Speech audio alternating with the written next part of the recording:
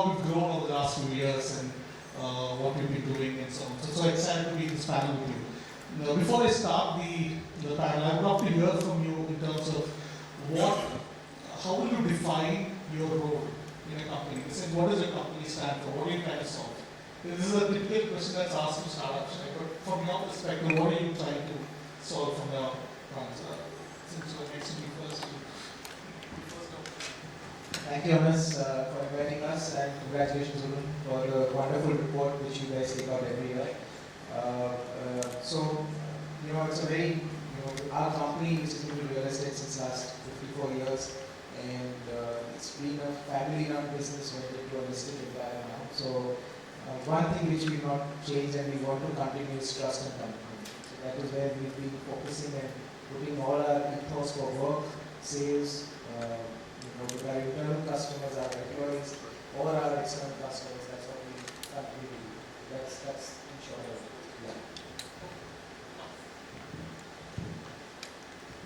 Thanks for having us. At this GROHE, we're actually a very young company. We're less than 7 to 8 years old. Operate the luxury end of the market. Operate mainly in Goa and Alibag. We do homes in non-urban locations. We're small, we're young, we're kids. So what we realized very early on is to build a brand that's going to leave a legacy, we have to deliver on what we promise day in and day out. So we've done it slowly, we've done it in a small way. But I think what we stand for, if you talk to any one of our hundreds of clients, I think it's just delivering on what we commit when we commit. And I think that is an obsession that we have, and that's what we stand for. And that's what we want to stand for as we build the brand out more.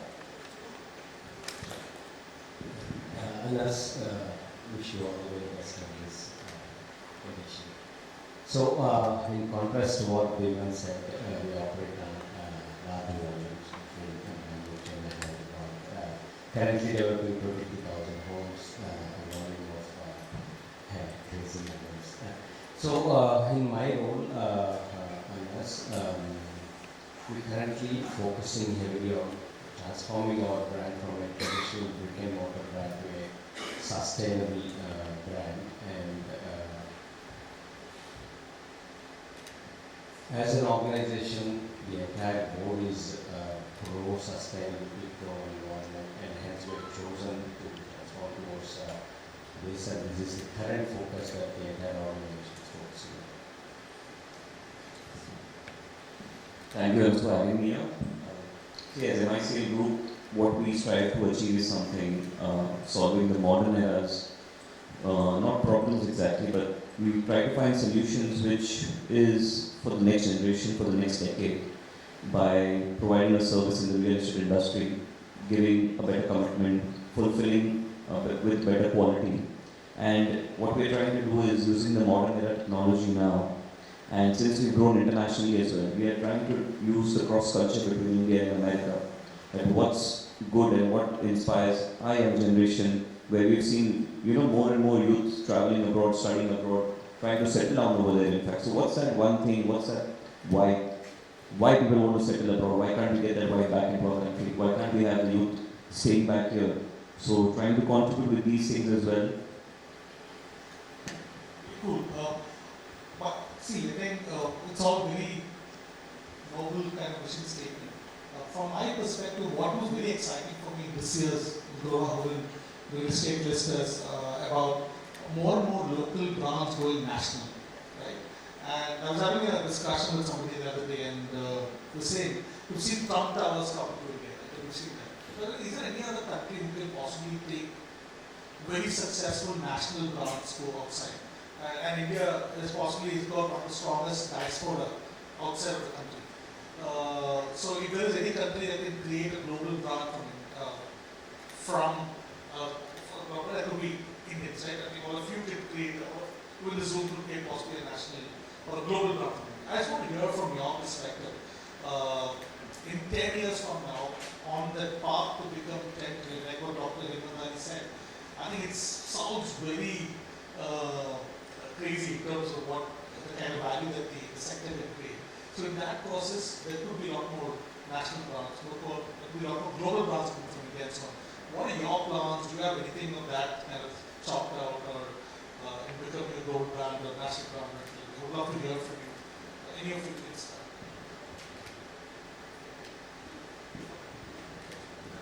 This one. It has dawned upon most of the business houses, including the real estate companies, that the next 2 decades belongs to India, and our Amritkal has really arrived. So that confidence is making most developers, speaking in specific to real estate sector, to flex their wings and look at greener pastures.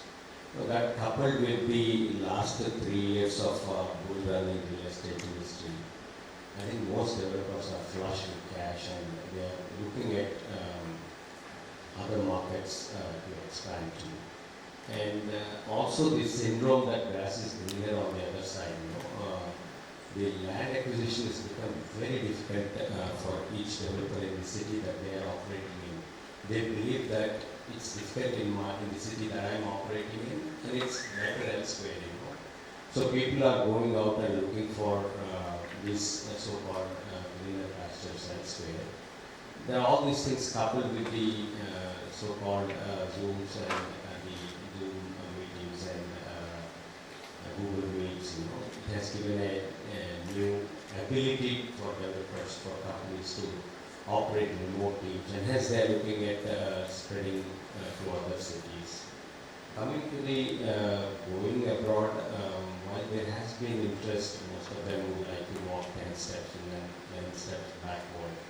We have noticed more of smaller boutique organizations moving abroad to US, Dubai, and more so because they have a relationship going on there, they have a partner there, they have a relationship going on there. But the large brands so far have stayed away from that because there's so much business to do here. There's so much volumes to cater to here in India, being the largest populated country. That's So one thing which we observed recently is the dependability on India is created very well now. We are one of the largest exporters for tiles, for Indian marbles also. And what I'm seeing, even when we're doing stuff in Miami, I'm still exporting everything from India. So we are not dependent on just China or any other European brands for these natural materials or tiling materials. What we are trying to do is create more and more dependability. In fact, we made India as our back-end office for the US, where the architects are sitting here and doing the planning for the projects in Miami for us, which is helping us. And at the same time, I'm seeing the Western world is also looking up towards India more and more, because I am seeing architects from Singapore, from Dubai, from Europe are approaching us on their own. There were times earlier when developers used to go there that I need an international architect. The times have changed drastically and dramatically well for us. That people are wanting to work with us, in fact, and we don't have to go and convince them that please do a project for us. So they're collaborating more and more with Indian companies, Indian developers, Indian architects, in fact. And our culture, our heritage, if you go to Rajasthan, you see the stuff in this banquet as well, right? The design, all of these design elements are getting accepted globally now. Four Seasons being a part of, an American company. But if you still see the design, not only in India, even in the US, I'm seeing the same design culture, the inspirations comes from India. So it gives a sense of responsibility also on us that we have to be more and more inspirational by the time coming in. And keep on inspiring the world, I would say. I thought about this actually when you asked it, and I think of it at two levels: a macro and a very theoretical level. And at that level, sure, right? Could you pick up from Bombay and start doing projects in Gurgaon and Hyderabad and wherever? And the answer is yes. Tremendous opportunities across India and internationally. I think the more specific and maybe specific to us level, I think the strategy isn't that. We believe it's prudent to focus. We believe it's prudent to go. There's enough depth in the markets that I think most of us operate. Is the thought sexy? Yes, but executing on those thoughts are also a whole different. We all execute in fairly complicated environments, and I think from our perspective, just laser focus on the locations we're at, depth, creating experience, creating modes that are just, that you're number one through 10, and then next guy's 11. I think that's our strategy for now. So I think very theoretically the opportunities do exist within India and abroad. I think the big opportunity though that we have in India is micro locations have so much depth. I mean, Face has more depth than most markets in the world. Palai has more depth than most. You know what I mean? We have so much depth. We're fortunate. So I think for us, the opportunity to just focus is far greater than any strategy. So my thing is that if you look at the real estate market in India over the last 1 decade, there has been a lot of ups and downs, demonetization, GST. I think demand for real estate was there, but it was still probably, if I have to just give an example, if someone is buying an apartment, over the last decade they would have at least taken 2 months for it to decide by the time it was sold, right?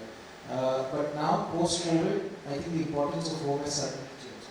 And it's been so good that I would say those 2 months have now suddenly probably come down to 20 days. So I feel, and as Manoj I was just saying that this is like the Amrit Kal, the demand for real estate has been super massive. We've ourselves done projects in Bahrain and London over the last 1 decade. But if you ask our company strategy now, it is purely focusing more on India, the cities where we are, because we personally feel there is so much of demand and growth available here. Specifically, why would I want to go abroad? Probably go here right now as compared to if I have to do somewhere else. And I think any project any one of us is launching today has been successfully been selling, and that is where eventually it's just the numbers what we matter. What is your return on capital, and what's your growth? If your growth is better than a place where you are today, and your base is over here, demand is over here, I think next 10 years at least I see a great demand coming in the US. I must really call you out because I think Ajmera is one of the biggest value creators. You look at cost, we look at value. Right? That's very exciting for us. I think one of the biggest value creators in the last 2 years. Right? Almost grew by 200%. Can I have a round of applause for example? My next question is, we spoke about India going to the 10 trillion GDP mark in the next 10 years or so. What kind of massive value creations that you see in the next few years?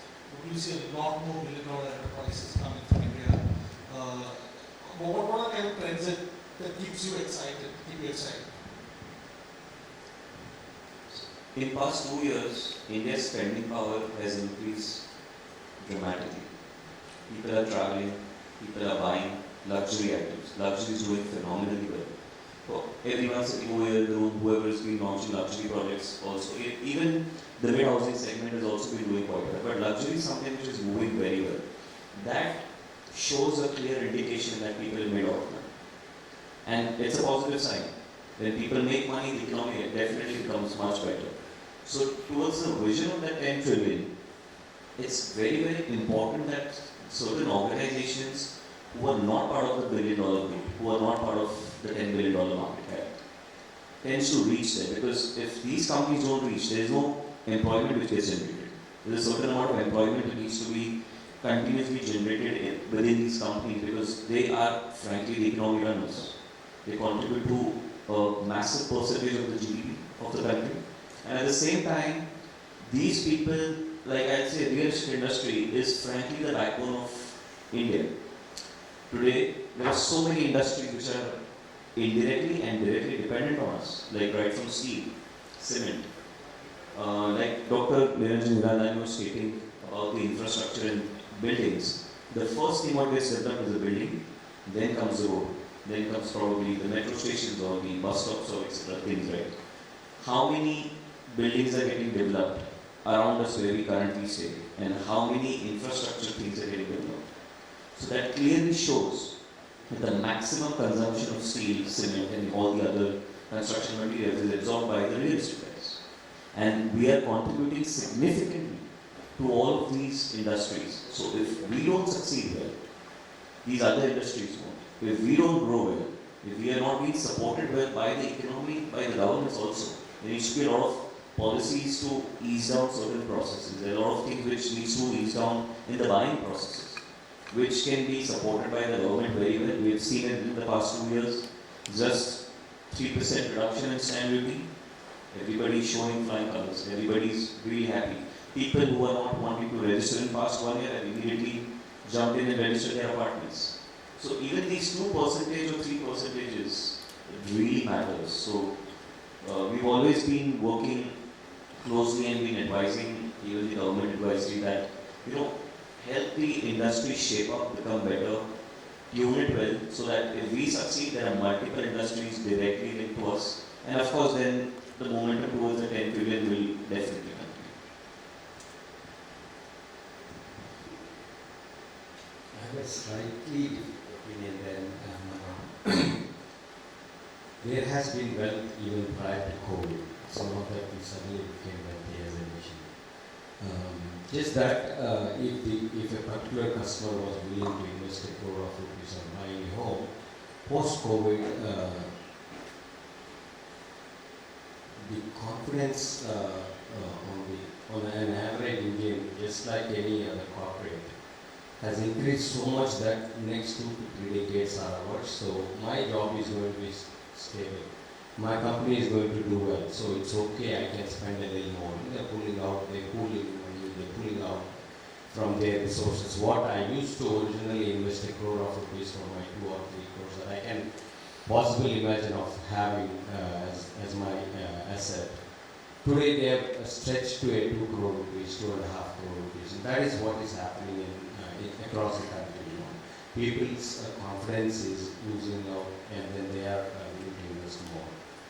And like Manan said, yes, the 200 plus ancillary industries are going to do extremely well, and that's going to add to the wealth of the nation. And also the fact that cities are slowly expanding a little outbound, and then the farmers over there are selling their lands. They are creating wealth, and the children are going to better schools. That further has an impact on the economy. And I think all in all, your list has just begun. It's going to start seeing a humongous changes each year, and new additions, and the way to keep going forward. Just to add, so the last 5 years, almost 50% of the list got replaced by new entrants. Right? So that's actually quite interesting. I really expect, we have about 13 billionaires in the list now. So my expectation is that we will beat the US in terms of real estate billionaires in this journey. We should be around 40, 45 in the real estate sector in the next 10 years and closing the gap with China. So by way of billionaire, what I'm trying to say is the number of billion-dollar companies. But that's what I'm referring to. Yeah, so, I was actually having this conversation yesterday with someone, with a client, and incidentally, and he made a good point, right? And I think the point he made was, if you look at 50 years ago, and even starting 10 years ago, going back 50 years ago, wealth was generally created globally, and nations were getting richer based on hard assets, based on infrastructure, right? I think with the way technology has now worked, now the way technology is developing across fields, right?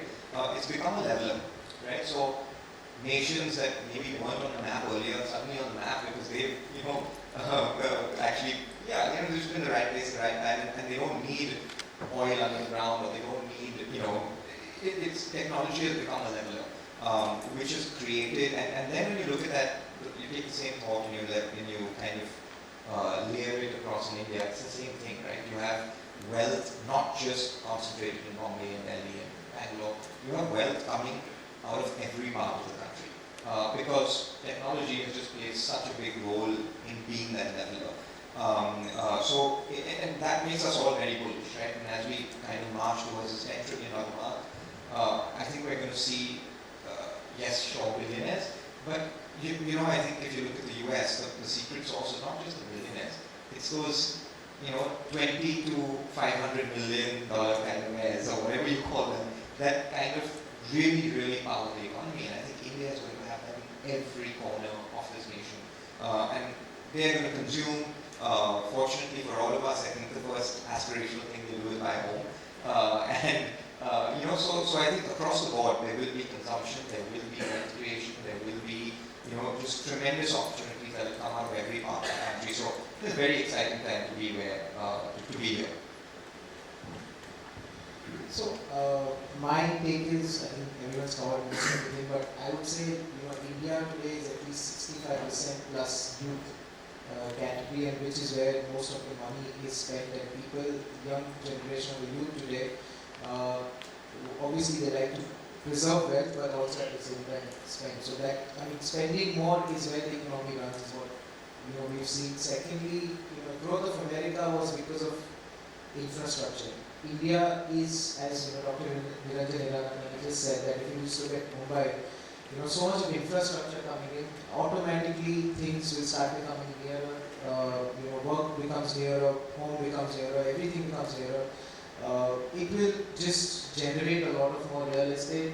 More real estate, I think, is going to be better for the, as everyone said, for the Indian economy, because I personally believe what agriculture is to rural economy, real estate is to the urban economy, because of the the amount of industries, the amount of labor manpower, directly, indirectly it generates or employs.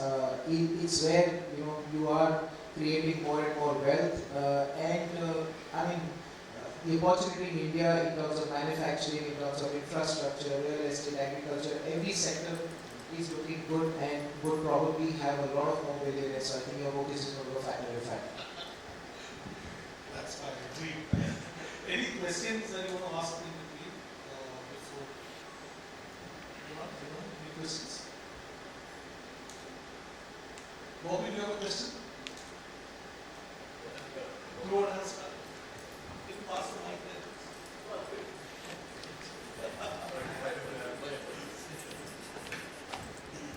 Hi, thank you for the opportunity. I congratulate you all for the work you've been doing in the real estate industry. But most importantly, when we talk about the way forward for the Indian real estate, I wanted to understand what is the biggest challenge today the Indian real estate is facing?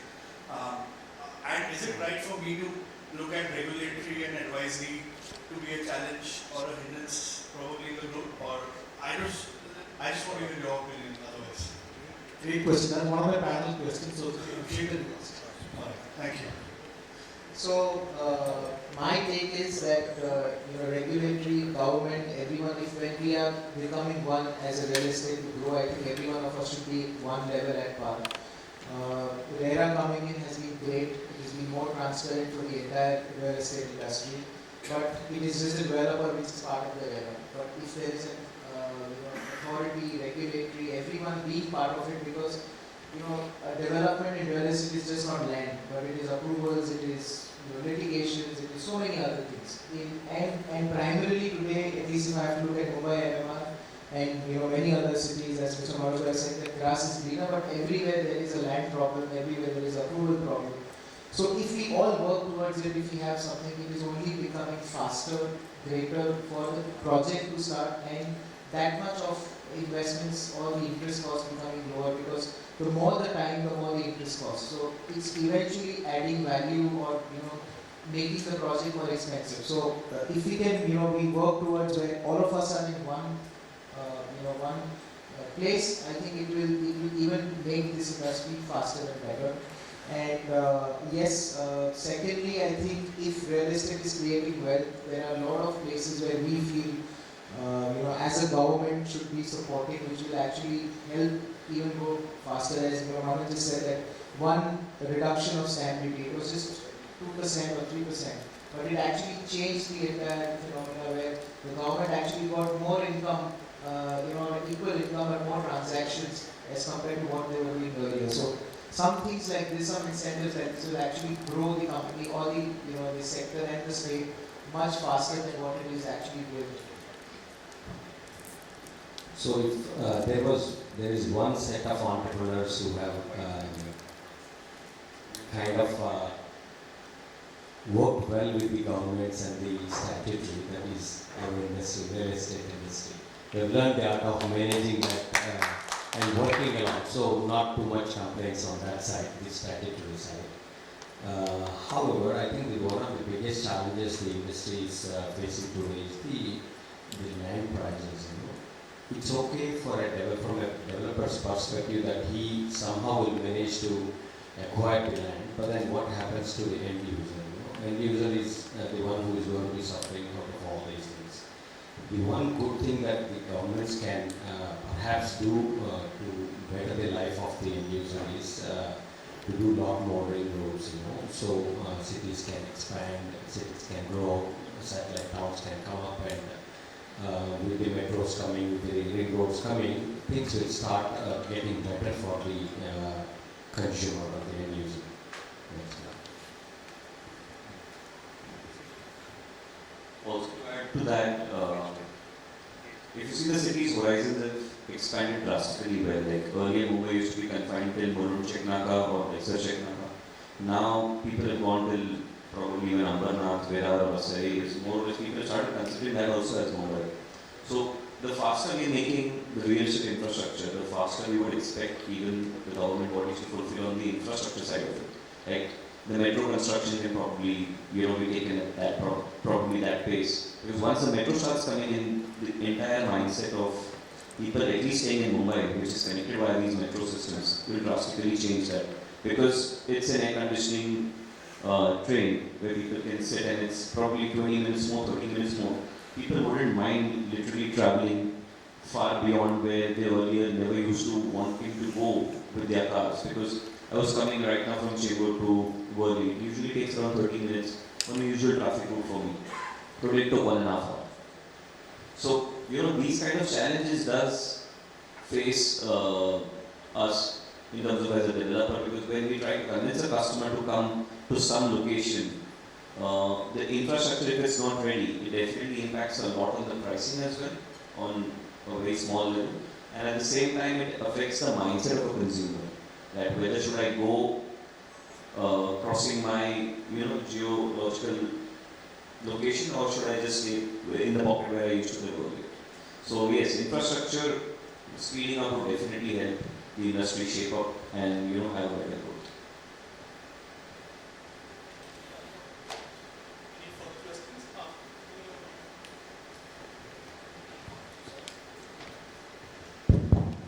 Yeah, hi, thank you.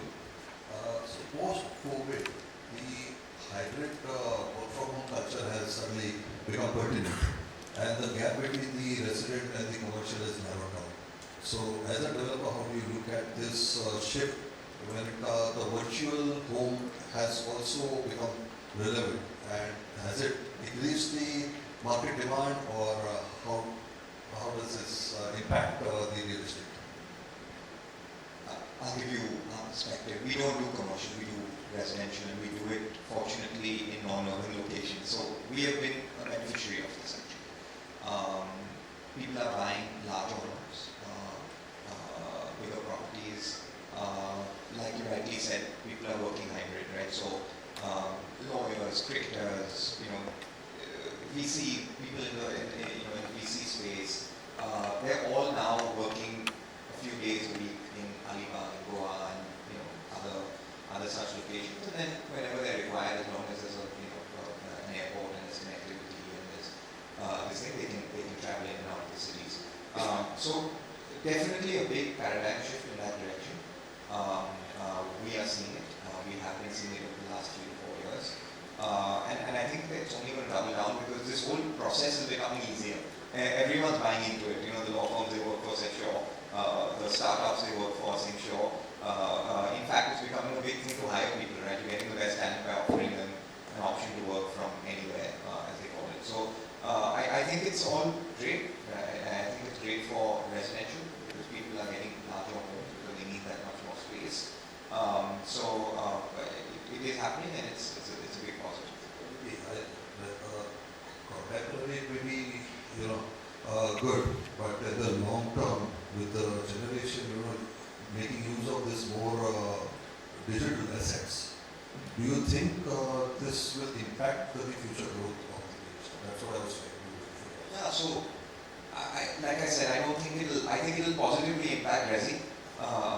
Commercial, I don't think it will negatively impact it, because I think there's still those many more businesses being started. There's that much more growth happening. There's that much more demand. We're in a very early stage. I mean, like Dr. Nani said, if we were in San Fran or New York, perhaps I would be worried. not where we are in this phase of growth in India, at least not for that foreseeable future. I think there's going to be growth in all segments. Also, if you see, there is no change which is like permanent, right? The kind of Zoom meetings or video chats which we used to do during COVID, I think it's reduced to at least 1/4 now, for more or less. Because any industry, especially our industry, we cannot have work from home culture.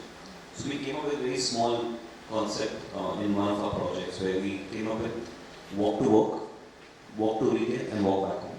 So what we did is we knocked out 2 residential towers and converted that into commercial buildings within the same complex. So what happens is people do not remove their car, get into the traffic, just walk down, go straight across the podium and enter the commercial building. Have your small office space over there. It's probably sufficing for your daily needs. You will probably are a startup, probably you are an entrepreneur, probably you are a creative freelancer. You don't need much larger, like a corporation kind of a setup. So we started incorporating these kind of office spaces within our complexes where people can buy it at a very nominal fee of like probably 90 lakhs, 70 lakhs, 1 crore, depending on the location and the size of the office. That has really helped us, honestly, and this kind of philosophy we've embedded in all our larger complexes where we can accommodate where there are 4 buildings, 5 buildings. We've made sure there's 1 commercial building now as a part of this, because the trends we are seeing, people are not wanting to travel more and spend time in their cars or offices. They want to spend time more with family, especially post-COVID. So everybody who want to save time and they are opting for these kind of spaces. Actually, the urbanization is increasing in India. People from villages are moving to towns, from towns to cities, and there is no looking backward on that it looks like. Over the next 10, 15, 20 years, every city in the country is going to look almost twice the size of what it is. Imagine the amount of pressure that is going to build on the people who are living in the city, in the towns. It's going to be both psychological as from many facets of life, it is going to be very challenging. And this COVID has been a real boon. Not only for demand, it's been a big boon. It's been a boon for everybody, people who are living in the cities. That there is hope that homes are being built in neighboring towns, satellite towns, towns far away from the major cities, and people can decongest a little bit, and cities can still continue to breathe. So I think we believe that it has been a big boon, COVID coming and teaching us these lessons of, hey, you can also stay somewhere else and then work. I think also thanks to the government initiative of smart cities and the numbers that they are targeting.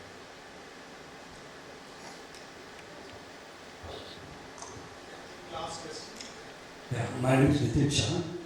I'm an IT professional. One strange thing is always going in my mind that IT products are always depreciating assets. And most of the Indians that I've seen, they keep outright purchase and not taking on OPEX model.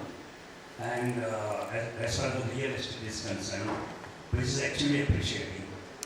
And there again the question is reverse. So what is your opinion? Can't you see an OPEX model for a builder, I'm asking you, in India, where the property prices are increasing? So if you see today, there are so many options now. Earlier it was just offices or residential, but now if you see, there are co-working spaces, there are co-living spaces. There is this is all operative model, right? So somebody is taking an asset on rent and then designing it to the need of the customer and then probably leasing it out on a per seat basis. It's like a co-working business which is happening, and a lot of companies are now preferring to probably have that kind of a model as compared to probably having a full-fledged office or even a co-living or co-working. So I think what you're saying, there will be, there is the trend which is already started. Will continue to grow here. So commercial, I understand you have a right point. The technology is making everybody possible to work from anywhere, and all kind of technology tools are available where you are secured and you can access whatever that you want, and of course video conferences are available for commercial. What is your opinion about the residential segment on OPEX? So I think there are co-living spaces as well, and big businesses now globally. I think in India the trend will start shortly. The ex-founder of WeWork has now started a very large co-living space, very similar to what WeWork was in our residential. We see that play out in India as well. There's also a lot of, it's not really OPEX, it still is kind of CapEx investment. What I've seen in a lot of non-urban locations, there's a lot of fractional ownership as well. So you're not spending, 1 crore, 2 crores, 10 crores, you're spending a fourth of it, an eighth of it, or a seventh of it, and essentially buying a certain number, buying a share in an asset, and then being able to use it proportionately.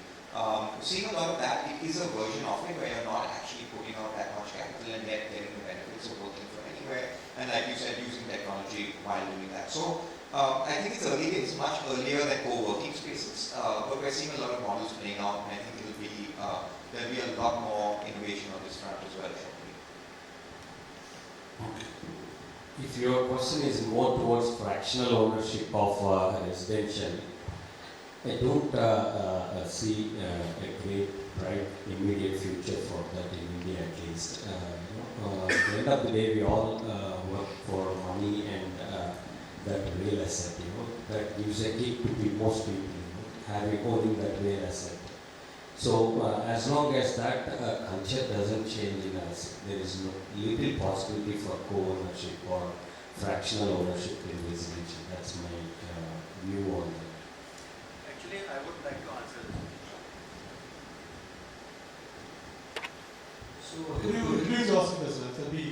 I'm KJP, Group CEO for GROHE department.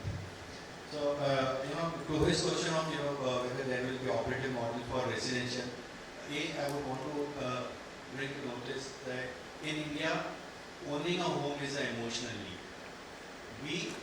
I can do away with, by not buying a car, I can do Ola, Uber, whatsoever, I can do that. But if I'm going to spend money on, say, I got EMIs I can pay, which is kind of operative model because people pay EMIs for 15-20 years. What happens, as I grow old, I can still live in a co-living till I'm 35, 40 maybe. What happens later? Where is the security of a roof over my head? When I'm retiring, maybe I lose my job, maybe I get into accident. So owning a home is definitely not going anywhere in India, and people will keep continuing to buy, and that is how we all are going to survive also. Right. I think I'll possibly ask the last question and then we can wind up the panel. I would love to hear your sustainability initiatives in your respective companies what you're doing, and I would love to benefit from it. So there are two things towards sustainability, which we personally believe in. And I strongly focus on that being sustainable is definitely, which is one part of it, but being durable is more important. If you're using sustainable materials and if you have to redo things after 2 years, 3 years, it's not sustainable. So it's very important that it's durable at the same time when you're using these sustainable materials. Yes, what we're doing is we become more sensitive towards environment. We're trying to conserve more and more trees as much as possible. The laws are also much more stricter, the MOEF and everything if you see. And at the same time, the initiatives what we've taken is something which probably everybody would be doing it now. Like the most interesting is adding solar. So each terraces, each rooftops of our properties have solar systems, rainwater harvesting systems. These are two most basic things which we can do towards conserving the environment. And not trying to use more and more, of course marble is something which is more luxury. We are trying to cut down on natural material as much as possible in a way because we are mining it, right? So you are indirectly impacting the environment in some or the other. So we are trying to use something which is more man-made. Yes, of course that also impacts the environment because of pollution and water pollution, etc. But the comparison is less, like mountains and mountains are being cut down on daily basis for wood and marble at the same time, which is one of the most significant contributors towards our industry. So we are trying to use more man-made thing which is in a more economical and environmental friendly way where it's developed. So these are some of the things which will make the future more sustainable, and we would focus more on durability, like I said earlier, that if it's not durable, it's not sustainable. You need to have something which lasts longer so that you don't have to rebuild it.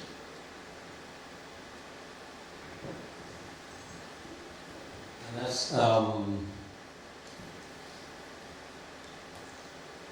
we have already started the journey towards converting our brand from a brick and mortar to a sustainable brand, and we are focusing on offering net zero power. We have always been offering net zero power with our villa projects, but then now even with the large high-rise projects, we are focusing on bringing in net zero power, near net zero water, and near net zero waste management systems. So to achieve this with the same old fold of teams who have been part of the organization for 20 years, it kind of gets a little difficult to change the mindset. So we've got a lot of new talent to focus on this, work on this, brought some international agencies to work with us, help us during this transition.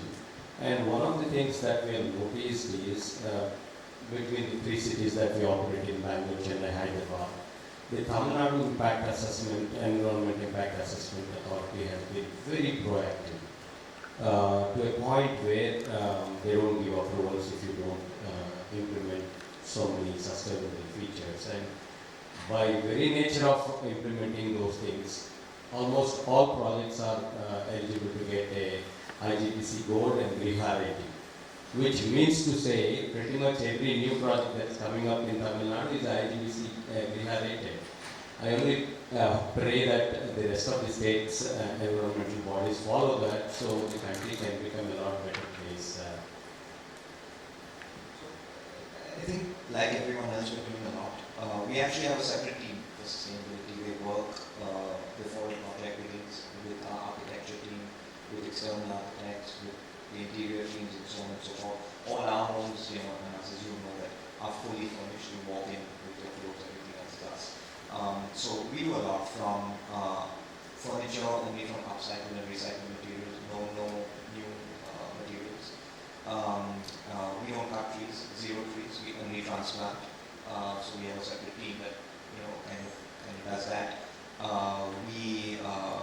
When it comes to water, from recharge pits, irrigation, there are so many things that we do. So there's a lot that we're doing. There's a lot that we still have to do. But it is one of our. It's always in our top 3 kind of objectives every quarter, every year.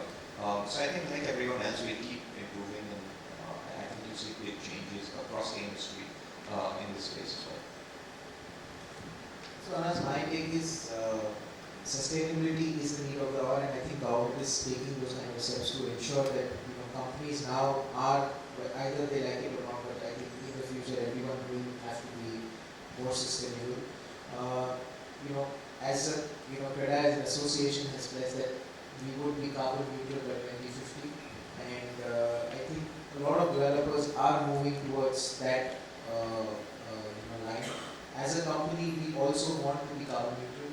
I really don't know by when, but and how much can we really do, but it's a lot in the making. Obviously, recycled materials, reusable materials, those solar, all those are given. But my personal take is technology will play a big role in actually making our real estate companies more sustainable. So there will be a lot of AIs coming in, and I don't know what will come in, but at least we will see a lot of pod homes coming where homes are actually made outside and brought in, so you have less pollution, less time frames, etc. So all those things will come in the future where technology will play a big role, and eventually, I think in the next 20 years, at least internally, our target is to become carbon neutral. So with this, we conclude the panel. May I have a big round of applause for Mr. Thank you very much.